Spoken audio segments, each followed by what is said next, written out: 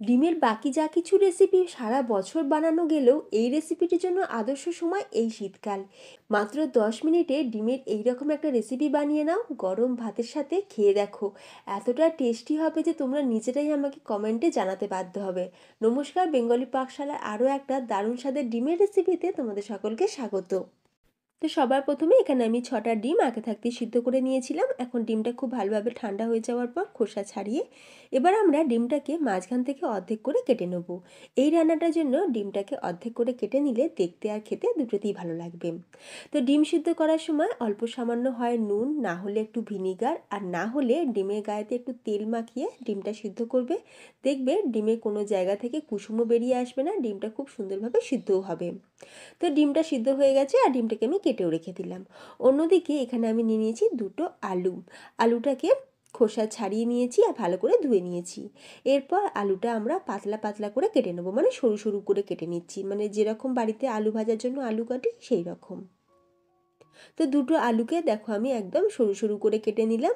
এর সাথে এখানে আমি দুটো মিডিয়াম সাইজের পেঁয়াজও একদম সরু পাতলা করে কেটে নিয়েছি। এবারে নিয়ে নিচ্ছি একটা টমেটো, একটা গোটা মিডিয়াম সাইজের টমেটো নিচ্ছি, আর টমেটোটাকেও একটু লম্বার দিকে একটু পাতলা পাতলা করে কেটে নিচ্ছি। টমেটো কাটা হয়ে গেছে। এরপর নিয়ে নেব দুটো কাঁচা লঙ্কা। আমি এখানে দুটো কাঁচা লঙ্কা প্রথমে এইভাবে চিড়ে নেব, আর বাকি দুটো কাঁচা লঙ্কাকে চপ করে নেব।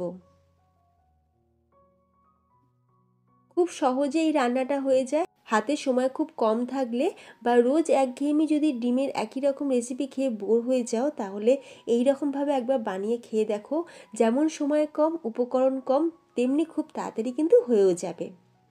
সব কিছু মোটামুটি কাটা হয়ে গেছে। এরপর একটা বোলের মধ্যে আমরা প্রথমে আলুটাকে দিয়ে দিলাম, তারপর এরই সাথে পেঁয়াজটাকেও দিয়ে দেবো। পেঁয়াজগুলোকে একটু ছাড়িয়ে দিচ্ছি। দিয়ে দিচ্ছি এখানে টমেটো, কাঁচা লঙ্কা, যে কাঁচা লঙ্কাগুলো আমরা চপ করে রেখেছিলাম সেই লঙ্কাগুলো এখন দেব। স্বাদ অনুযায়ী দিয়ে দেবো অল্প সামান্য পরিমাণে ধনেপাতা, এক টুকরো আদা আমি একটা গ্রেটার দিয়ে গ্রেট করে নিয়ে তারপর দিয়ে দিচ্ছি, আর 2 কোয়া রসুন। খুব বেশি রসুন দিলে ভালো লাগবে না, আমি ওই জন্য একদম অল্প ছোট 2 কোয়া রসুন ভালো করে গ্রেট করে নিয়ে দিয়ে দিলাম। দিয়ে দিচ্ছি এখানে শীত স্পেশাল মটরশুঁটি। আর মটরশুঁটি কিন্তু আমরা শীতকালেই পাই, অন্য সময় কিন্তু মটরশুঁটি মোটেও পাওয়া যায় না, আর যদিও বা পাওয়া যায় তাতে কিন্তু অনেক দাম থাকে। তো মটরশুঁটি দিয়ে দিলাম, আর দিয়ে দিলাম কিছু গুঁড়ো মশলা। তো মশলার মধ্যে রেখেছি স্বাদ অনুযায়ী নুন, হলুদ গুঁড়ো দিয়ে দিচ্ছি হাফ চা চামচ, কাশ্মীরি লাল লঙ্কার গুঁড়ো দিয়ে দিলাম হাফ চা চামচ, হাফ চা চামচ পরিমাণে দিয়ে দিলাম কালো জিরে, হাফ চা চামচ দিয়ে দিচ্ছি জিরের গুঁড়ো, আর 1 চা চামচ ধনের গুঁড়ো, অল্প সামান্য একটুখানি গরম মশলা গুঁড়ো দিয়ে দিলাম, মানে ওই 1/4 টিস্পুন পরিমাণে। এরপর সর্ষের তেল দিয়ে দেবো এখানে মোটামুটি বড় চামচে 2 চামচ দিয়ে খুব ভালো করে এখন আমরা সব কিছু উপকরণকে মেখে নেব। তবে তার আগে একটা পাতিলেবুর হাফ অংশটা দিয়ে দিলাম, খুব সুন্দর একটা টেস্ট হবে, একটা চটপটা টেস্ট আসবে। সব কিছু দেওয়া হয়ে গেছে, এবার হালকা হাতে খুব ভালো করে আমরা সব কিছুকে মিশিয়ে নেব বা মেখে নেব।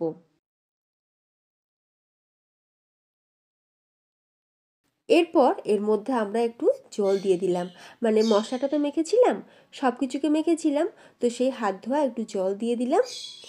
এরপর সব কিছুকে আমরা একটা বড় বোলের মধ্যে ঢেলে নিলাম, আর আমরা রান্নাটা কিন্তু এর মধ্যেই করব। আচ্ছা, আরও 1 কাপ পরিমাণে জল অ্যাড করে দিলাম। এরপর যে ডিমগুলো আমরা সিদ্ধ করে কেটে রেখেছিলাম, ডিমগুলোকে ওপর থেকে এইভাবে সাজিয়ে দিলাম। আর চেরা কাঁচা লঙ্কা যে দুটো কাটা ছিল, সে দুটো চেরা কাঁচা লঙ্কা দিয়ে দিলাম, আর ওপর থেকে অল্প সামান্য কুচনো ধনেপাতা আর সর্ষের তেল ওপর থেকে ছড়িয়ে দিলাম। এরপর আর কিছুই না, এবার এই পাত্রটা ধরে সোজা গ্যাসের ওপর বসিয়ে দেবো।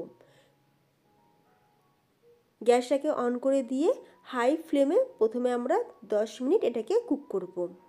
10 মিনিট পর ঢাকনাটা খুলে দিয়েছি, নিয়ে এখন আমরা গ্যাসের ফ্লেমটাকে একদম লোতে করে দিয়ে আরও 2 থেকে 3 মিনিট ভালো করে ফুটিয়ে নেব। এরপর এখন আমরা একটা চামচ দিয়ে বা একটা স্প্যাচুলা দিয়ে আমরা প্রথমে আলুটাকে তুলে দেখব যে আলুটা বয়েল হয়েছে কি। যেহেতু একদম সরু সরু আর পাতলা পাতলা করে কেটেছিলাম, তাই আলু কিন্তু খুব ভালোভাবে বয়েল হয়ে গেছে। তো আরও কিছুক্ষণ আমি 2 মিনিটের মতন চাপা দিয়ে ফুটিয়ে নিয়ে গ্যাসটাকে অফ করে দিয়েছি। তো তৈরি আমাদের ডিমের বাটি চচ্চড়ি। শীতকালে ডিমের বাটি চচ্চড়ি একবার এইভাবে গরম ভাতের সাথে বানিয়ে খেয়ে দেখো, অসাধারণ খেতে লাগবে।